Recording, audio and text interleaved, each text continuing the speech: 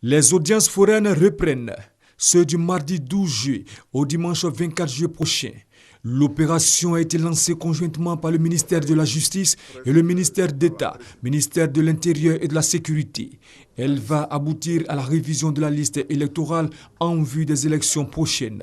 Son objectif est de permettre l'inscription sur la liste électorale des personnes âgées de 18 ans dépourvues de jugement supplétif et d'établir les jugements supplétifs de décès pour les personnes décédées inscrites sur la liste électorale afin de permettre leur radiation de la dite liste, puis de traiter les requêtes en reliquat après l'opération de 2015. Ces jugements supplétifs leur permettront d'avoir des certificats de nationalité pour se faire établir des cartes d'identité et se faire inscrits sur la liste électorale pour leur permettre d'exercer leurs droits de citoyens en participant aux différentes échéances électorales. Nous apportons le support administratif, les circonscriptions d'état civil qui sont sous notre autorité, que nous avons mis en branle. Les officiers d'état civil ont déjà rassemblé l'ensemble des requêtes et lorsque les audiences vont démarrer, ils mettront également du personnel à disposition des magistrats pour la bonne tenue de ces audiences foraines.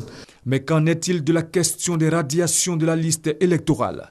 Il y a des personnes qui figurent sur la liste électorale mais qui sont décédées. Il faut les en extraire. En plus de cela, le ministère de la Justice travaille à fournir à la commission électorale indépendante la liste de toutes les personnes qui ont été condamnées et qui ont été privées de leurs droits civiques, donc qui ne peuvent pas voter. 300 000 personnes sont visées par cette opération. 400 audiences sont prévues pour se tenir sur l'ensemble du territoire ivoirien à raison de 10 à 15 audiences par juridiction.